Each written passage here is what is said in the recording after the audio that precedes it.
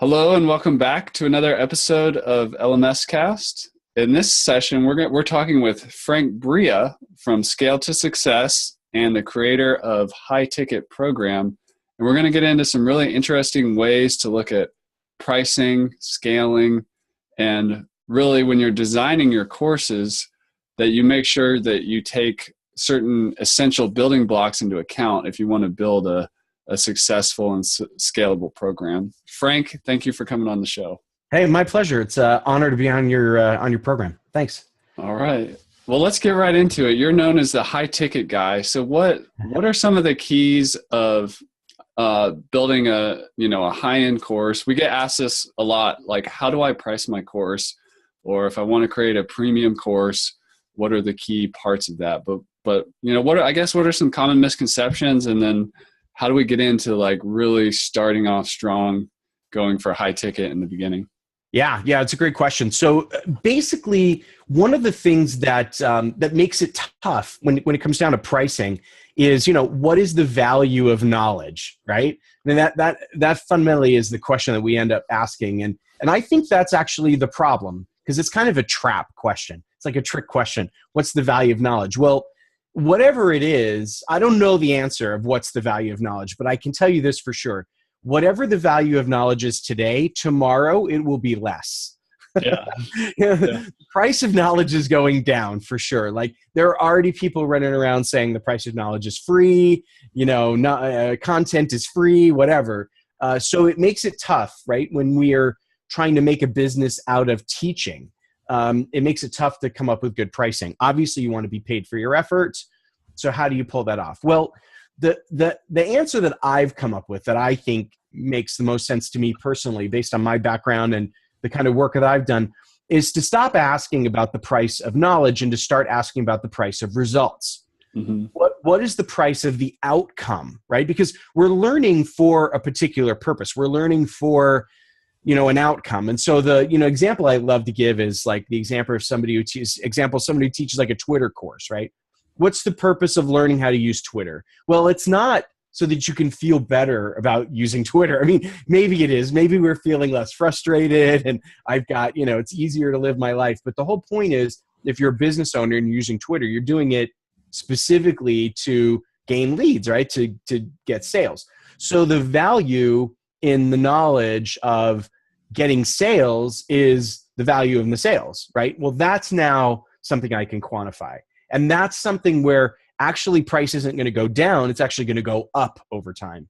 So if we can make this switch of worrying about how much we price the knowledge and how much we price the results, if we can switch over to outcome-based thinking in what we do, then we're in a much better place. We're in a place where prices go up. We're in a place where we can charge high ticket. We're in a place where our clients see the immediate value, right? We don't have this thing where it's like, well, I went through your 8 modules and watched your videos. I just didn't really think it was worth $99. Like, all of that just goes away, right? And we're back to a place of, well, you got results, like you got money out of this. Now, the challenge, I think, there is that a lot of times when we develop courses, we don't think about outcomes. We think about learning outcomes, right? That's like a instructional design thing. But we don't really think about life outcomes, like life-changing outcomes. And so I tell people, find your life-changing outcome. What is the outcome you're trying to generate for your audience that is life-changing? And if you think I'm overstating it by saying life-changing outcome, you're probably in the wrong business. Because I think as an entrepreneur, we should all be out there trying to make big impact, right? And that's the ticket to high sales. People always say, what's the ticket? What's the secret to selling something for high ticket? The secret is changing lives, period. That's it, exactly. That's really cool. And let's give out some examples of, a big outcome. I mean, it's funny in the online course space, it's not as, in some ways you have to work a little harder for it. Whereas like in society at large, sometimes there's some assumptions in operation where people don't think twice about $100,000 in debt for education. And I'm not saying that's good or bad. I'm just saying it's more just kind of assume that that's there. But like, I don't know, I'm just thinking off the top of my head. I would pay a lot of money for something related to my kids and their health and Sure. wellness and well-being, or elderly parent, or if I was trying to make a career move and have a much better paying career, that's of value to me. Absolutely. Yep. Yeah. And so look, the way I look at it is this, and this may be really, very tactical, but I think people buy stuff for one of four reasons, and only four reasons, right? Okay. They either buy something to make money, to save money, to stay out of jail, or to have a better life. Like that's it. Really. Okay. So we can kind of categorize all of these great outcomes into one of those four kind of buckets. Now, the trick is that a lot of people think, well, actually, my audience buys things for more than one of those reasons. Like maybe they buy things to make money and have a better life. Well, I guess my argument is that deep down inside, that's probably not true. Deep down inside, your audience probably really only has one thing in mind. So I mean, think about it this way. Let's say that I was a business coach, like as an example, right? And so I'm a business coach whose goal it is for you to make more money. And of course, with that more money, you'll have a better life. Okay, so that's one business model. Well, now let's say I'm a business coach whose goal it is to have you have a better life and really enjoy your life. And of course, you're going to need money to be able to do that. You can see those are two different businesses. They're going to attract two different kinds of consumers. They're going to teach different things. They're going to focus on different things, right? So even though we think we're kind of doing two things at the same time, we're really not. We're really only doing one. So to your point earlier, here's the sort of the gotcha. People typically spend way more money to have a better life than they do on any of the other three. Well, maybe not stay out of jail. What's an example stay out of jail? Thing? Attorneys keep people out of jail, right? Okay. Yeah. Also, there's lots of like management consultants whose job it is to keep you in line with tax laws and with compliance regulations and stuff. I put it in there because there's all sorts of businesses that keep you out of trouble with the government, right? Like, and of course you spend money on that knowing you're not going to get any of it back, like, right? Right. You pay your CPA, that doesn't really help you. Like your tax CPA, different story. Maybe he can help you, but you're avoiding pain or potential. Yeah, exactly. Right. People, and this is the funny thing, right? People who are dead broke, like in our industry, we have all these people, right, who are like, I'd love to pay for your course, but I don't have any money because I can't pay the rent and all this stuff. Yeah, watch those people get a DUI. They have $10,000 like that to pay for an attorney to keep them out of jail. Those people will find the money, right? So definitely there's this box that's kind of important to keep your eye out on, right?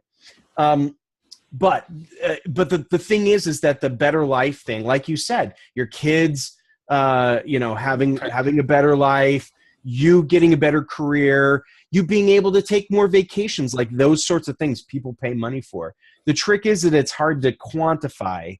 But the good news is that people sort of mentally put a good premium on that outcome.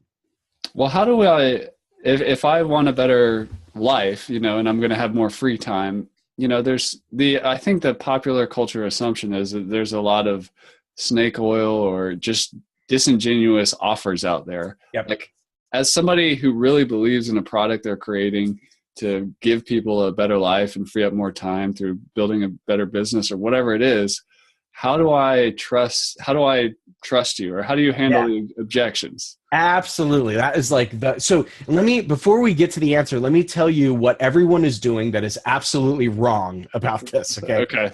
So this is the thing, right? The classic marketing stuff tells you to build a gap, right? So you create this wonderful picture of how things can be in the future, right? And you get them to like mentally invest in all this really awesome stuff happening in their life. And then you get them back to today, like why it's not happening and what all the challenges are and all the problems, right? And you get them to feel the pain and you get them to want that gap. And you just you make that really painful, right? And then you stop. And that is the mistake. Like that's what causes the snake oil salesman. Like anyone can do that. Anyone can play the psychological game where you make people want something and you realize they don't have it and you make it hurt enough and you like use the right words and neurolinguistic programming and all this kind of stuff. And then suddenly, bam, people are going to pay you tons of money without anything. And I just think those days are almost over because people are getting wise to it. The difference is that, yes, you do need to create that gap, but you also have to you have to provide a bridge over the gap. You have to, you don't have to give them the answer, but you have to say that you have the way. So the way I love to think about this is I think about like the one thing that I follow absolutely, even if my gut tells me it's wrong, and that's my GPS. If I'm in my car driving and that little voice tells me to turn left, and deep down inside it's like, nope, turn right. You got to turn right. I know everyone in the audience has totally been there, right? You're coming up to the intersection and you're like, I'm supposed to turn right. I'm supposed to turn right. It says turn left. Turn left. Right. And so at the last minute, you're like, oh, I'm turning left, even though you think you're supposed to turn right. Why do you do that? Because you can see on the map that there's a line between where you are and where you want to go. And so you're absolutely 100% certain that even if maybe it's the long way or it's an extra turn out of the way, you have a path to get there. And that's what we as teachers and service providers need to provide for our clients. They need turn-by-turn directions on how they get from where they are today to where they're going to go. Now, that doesn't mean we give them that all away for free, but they have to see the line on the map that traces over the gap. You have to provide the bridge to get there. And when you do, it's not snake oil anymore. Now it's, oh, first I have to do this. Then I'm going to have to do that. Then I'm going to have to do that. And once you can provide that level of detail, you can get rid of that part of the objections of, oh, okay, yeah, you actually have a plan. You're not just talking about, well, let's figure it out together. This is really actually something worth investing in. That's really cool. That makes a lot of sense. Well, in terms of that path, and you have the milestones and the individual components, I heard from you something about SAM framework. Can you tell me more about that? Sure, absolutely. So because we talk about results, and this comes back to your still part of your question, like how do you resolve the objections, right? So there are objections, and program's not enough, right? The way I like to describe it is that there are 3 objections that your prospect has. 1, you don't have a program to get me there. 2, I don't trust you. And 3, I don't trust me. Okay, those are really your major objections. You've got to somehow get past those. And here's the real trick. Your prospect may tell you they have objections to your program if you're lucky. They may tell you they don't trust you if you're really lucky. Right. They're not going to tell you that they don't trust them. And so you have to know that this is going on in the head of your prospect. So how do you do that? Well, one of the ways to really focus on the I don't trust me, the prospect doesn't trust themselves, is that they've probably invested in training before and haven't got results, or they've gone through other people's stuff and found it was snake oil, right? Well, because we're focusing on outcome, because we're focusing on results, there are really 3 things that you need to provide your prospect in order to get those results. One is skills. Absolutely. You have to teach skills, right? But another one is accountability, because your prospect's going to have to need to do something, right? If they don't have to do anything, what's the whole purpose of this, right? So they're going to have to do something, and you're going to have to hold them to do that something. And the third thing is mentorship. The difference between accountability and mentorship is accountability says the learner needs to do something. Mentorship is the learner needs to observe something.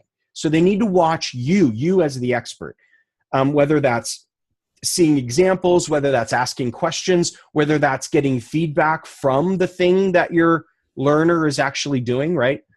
And all 3 of those things need to happen. You can't just teach skills.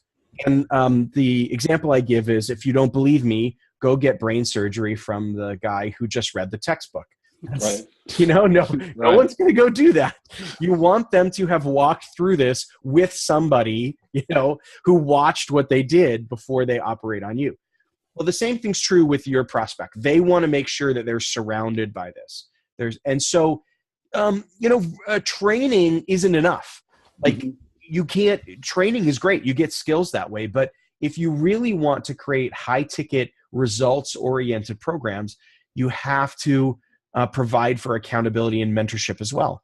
How are you going to do that? Well, maybe it's a Facebook group, maybe you have a mastermind, maybe you have an email accountability follow-up program, maybe you have Q&A sessions, whatever it is, you have to come up with some intentional way of delivering on those. So yeah, we call that a SAM profile. That's skills, accountability, and mentorship. Every stage of the learning process, you need to identify what the SAM profile is of that stage and then deliver on it. That's very cool. Well, let me take a slight detour and just ask you a personal question that I'm wondering about, which is somebody who's worked with a lot of entrepreneurs and helped a lot of people launch courses and do other things in business. I'm aware of this whole like fear of success thing. And I used to not believe it or understand it. Yeah. Then over and over again, like right on the 5-yard line, right before launch or right, before it's almost done or almost about to go out there into the world, inevitably, and I've recognized this in myself too, I'm not free of this, but where does that come from? Because that seems to, do you have any thoughts on like that just to in terms of helping people get through that? Is that from a lack of mentorship? Is that from a lack of the right skills, or where does that come from? That's a great question. So I think there are 3 components to fear of success. Okay. One is just mindset stuff, right? Like it's the whole imposter syndrome. Like, I don't belong here. Like, right. How did I get here?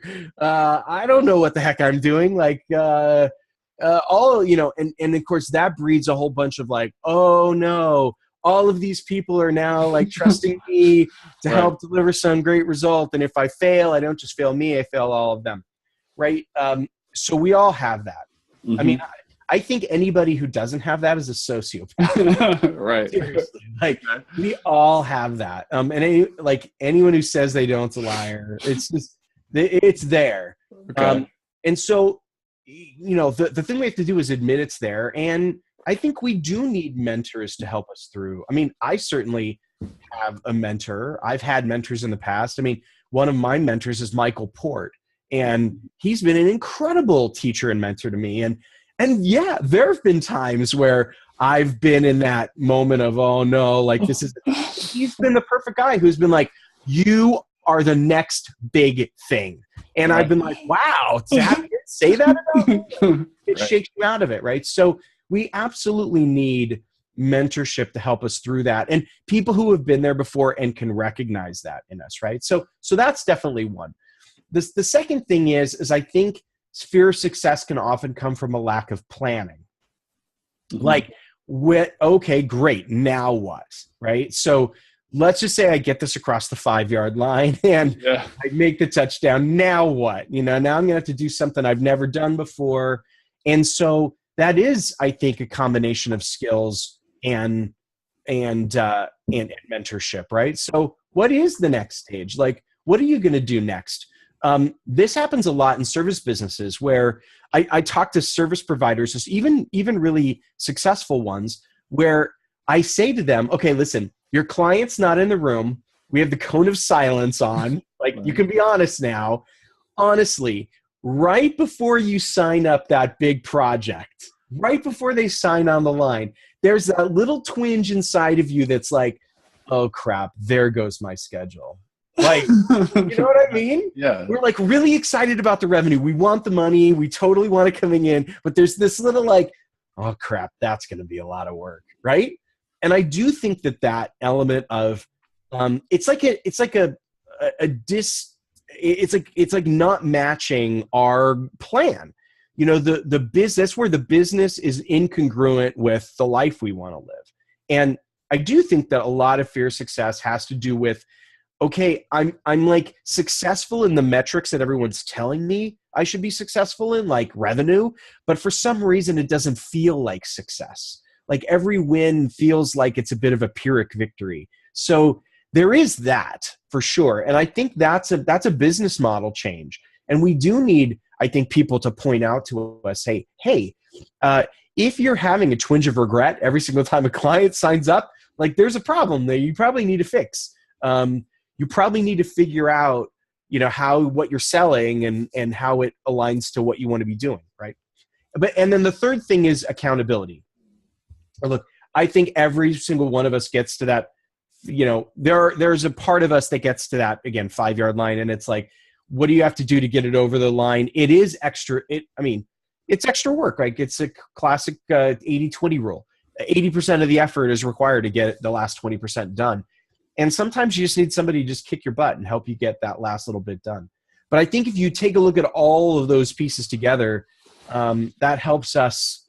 That means you can surround yourself with the resources you need to ensure success when you get it to that red zone. Awesome. Well, a lot of people listening to this episode, I know because I talk to a lot of people as they're starting to get into thinking about online courses and a different part of that journey, but a lot of them are highly successful, make good money consultants and service providers who really want to get into the productized service or the done for you. I'm going to take my service and I'm going to package it into a course to get the same result for the client. What is the key for making that leap? Because it's a big leap and it's also really scary for people to do, but how can they do it without the fear, and how can they do it the right way? And can you save them some classic stumbling blocks in that transition? Yeah, well, I'll tell you the biggest problem that usually happens when people make that transition, right? So you've got a classic, consultant or high value service provider, right? So when they do project work, when they do one-on-one work, they're making good money, right? They're charging $30,000, $50,000, $70,000 or something. Like some of my clients, they're charging $150,000, right? Before I made the switch over, my clients I was charging them $350,000. So like, how do you make that switch over? Well, here's the big challenge, right? So going on the internet, you start looking at courses and course providers, you start looking at price points, right? Mm-hmm. You're going to see everything, right? You're going to see $19, $99, $500, $2,000, all over the map. When I started doing courses, right, I joined, I won't even say the name, but I joined this one sort of platform for courses, right? You put your course up there and then you put that, the price, that it's like $799. And then you immediately mark it down to $19 with this idea of getting this flood of people in, right? Well, okay, great. Do the math. Right. So if I'm going to take the time away from my $70,000 consulting engagement to sell $2,000 courses, let's just say, right? You have to sell 35 of those things in order to make it make some sense. And that takes some time. Well, now, if you talk about a $19 course, well, forget it, right? The numbers are just astronomical. So the biggest challenge that people have is, how do I keep my cash flow going when I make the switch over? And I blow away the premise entirely at the beginning. There's this idea that when you create scalable income, that you have to start small.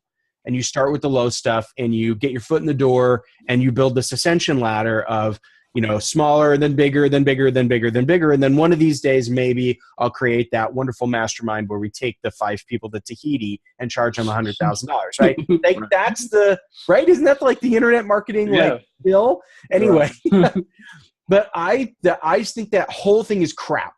The whole idea of doing that is complete crap. The idea behind being a high valued service provider is that you're creating results for your clients. If you create results for your clients, you can do so in a scalable way. You don't have to do it in a way that sells your time. But if you're getting those same results, why in the world would your prices drop? If you're priced correctly and you're charging $70,000 because they're getting at least 10 to 20x return on investment, right? So they're making $700 to $1.4 million, let's say, on your stuff. Great.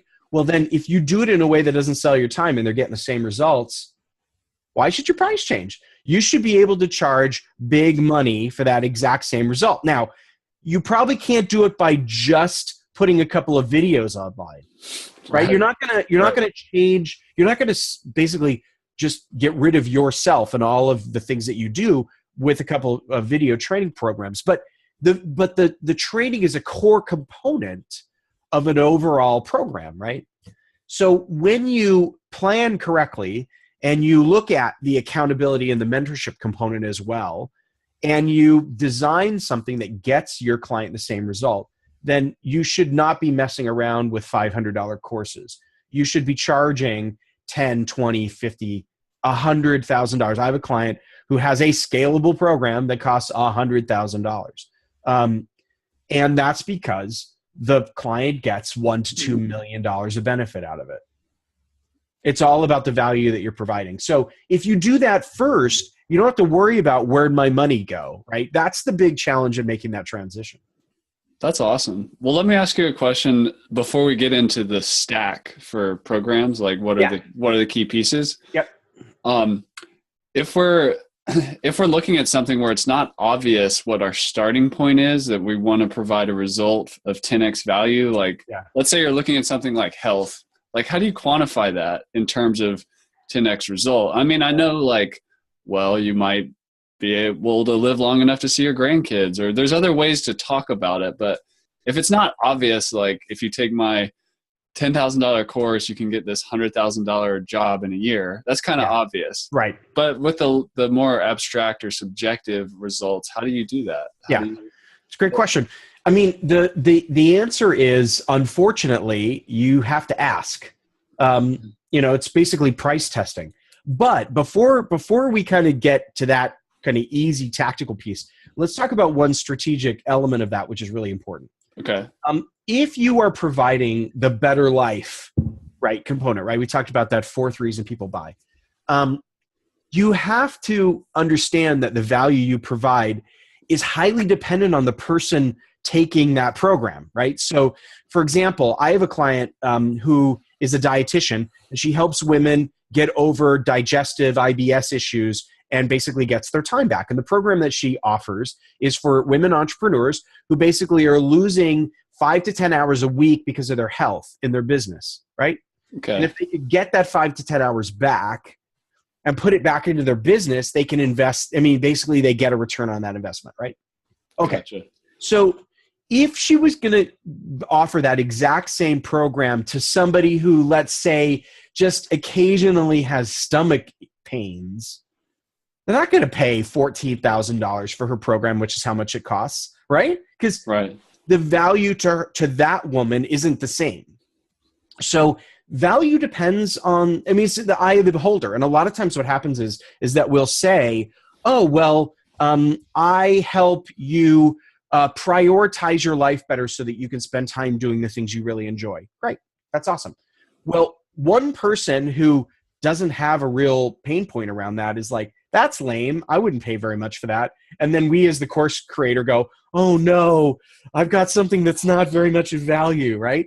Well, no, we got to go find the audience where it is of value. And there's going to be an audience where it's a very, very painful problem, right? I mean, when I was a corporate consultant and I worked on 5 continents, okay, and I was flying all over the place and 350,000 miles a year, if somebody told me that there was going to be a way to prioritize my life so that I could spend more time with my family, I would have paid a ton of money for that, right? So it all comes down to finding the right audience. It's not just a matter of identifying exactly what the outcome is, but it's also finding the people who care. Now, once you find the people who care, you have to ask them. I mean, and this is a core piece that I really strongly believe in. A lot of people, when they create courses or programs, the very first thing they do is they put up a lead magnet and they start sending Facebook traffic to it and all this stuff. And I hate that because it totally cuts your legs out from underneath you in getting feedback, desperate feedback that you need. I think you really need to validate your course or your program with pilot clients, right? And that means actually going and talking to people, not as part of a sales conversation, but literally as a validation process. Like, here's the problem I'm trying to solve. Here's the pain I think you have. Let me validate that. Does that make sense? Like, do you feel that pain? Is that something you'd invest some money in? How much money would you invest to make that problem go away? You tell me. And then, oh, by the way, I'm thinking of charging X. Would you pay that or not? And then here's the other trick. If I talk to 7 people about price and all 7 of them tell me that the price is good, my price is too low. Right. Right. So this is something that people don't understand about pricing theory, is that you actually kind of want around 30 to 40% of people to say yes. And then you know your price is good because you'll get a good conversion rate and you'll also make money out of it. So if I make 7 validation calls, I want 5 of the 7 people to basically validate that I've got the right problem and the right solution, right? And it's something they would invest in. And yes, all of the words you're using, they make sense to me, all that stuff. But of those 7 people, I only want 3 people to tell me that they would buy at the price that I'm offering. Because that gives me about a 42% conversion rate, which is better than a 33, which is what I usually shoot for. And then I know I'm not undercharging. So sometimes the no's in the validation tell us just as much as the yeses do. Very cool. Well, in terms of pricing, last question here. What is the stack to create high value programs? Yeah. There's online courses, but there's more to it. Like, what else could you do? Yep. In some ways, in our world, we call that blended learning a little bit, where there's different modalities to connect with people, whether it be events, the online course, and whatever. But what is your stack? Yeah, exactly. So, and I always focus on scalable methods. So I don't like one-on-one. I don't like projects. Like those are custom projects. I don't like those. So I immediately throw those out. So if we're going to build a program, I want it to be something where it's scalable. And for me, scalable means that every new client does not take up any more of your time. Okay. So that's the goal, right? On day one, we're not going to have that, and the goal is we want to create that. So if that's the case, if that's the goal, then I see there's basically 5 kind of building blocks. They're kind of like Legos. You can kind of put together any way that you want that make up that process. And we've already talked about one, that's virtual training, right? Makes total sense. It needs to be, it's probably a core component of every program, some kind of virtual training. 2 is a mastermind. Now, when I talk about masterminds, I want to talk about a real mastermind. I'm not talking about I just wrote my book and so now I'm going to create a mastermind. Like that's not masterminds. Masterminds are specifically a small group of people with a very particular goal together for accountability. And you are a facilitator. You're not the expert. You're not the guru. You're just facilitating the dialogue. The learning happens between the participants. They keep themselves accountable. They meet together on a regular basis to do that. That's what a true mastermind is. The third building block is group coaching. This is actually what most people call a mastermind, but it's really group coaching. And that is where you are the guru. You are the expert. You're providing mentorship mostly for a group, answering questions, showing examples, bringing them things, right, that you think would be useful. You're the sort of curator of the group. The fourth thing is a done-for-you service. Now, a lot of people go, wait a minute, Frank, you just said no project work. Right. Yeah, done-for-you services are a little bit different. So when I talk about done-for-you service, I'm talking about a very specific outcome that you know how to create, and you can create a very specific process that generates it, almost like it's a manufacturing process, okay? It's the difference between a custom project, right, where you go, when your client says, what can you do? And you go, I don't know, what do you need? That's right. A custom project. We're not in that business. But literally like, you need your course set up on our system? Yeah, we do that because it requires step A, step B, step C, step D. Every single time we have people for that. We have a bench of folks that do that work. Now you on day one might be the person doing that work, but the idea is that you can train somebody to take your job, right? And then the last one are live events and workshops. And all 5 of those Lego blocks have different SAM profiles, back to the skills, accountability, and mentorship, right? Virtual training provides skills, but it doesn't provide any accountability and mentorship. While a mastermind is a horrible place to teach skills and actually doesn't do a lot of mentoring, but it's great accountability. So if you look at those different blocks, you're going to use them in different ways, and you can actually design it really intentionally to make sure that you're getting the results that your folks need. That's awesome. That's a really powerful stack there. Well, Frank Bria, ladies and gentlemen, if people want to hear more about what you're up to and how you can help them more, where do you want to send them? Yeah, so if people are interested in this stack and how to put that together, we have a blueprint that actually walks through the sort of 3 stages of putting a high ticket program together. If you just go to frankbria.com/blueprint, you can get it for free. Awesome. Download it for free, and it'll walk you through those 3 big steps. And it talks about some of the things that we've talked about in more depth. Perfect. Well, thank you, Frank, for coming on the show. We'll have to do this again sometime. Yeah, my pleasure. It was a lot of fun. All right. Well, have an awesome day.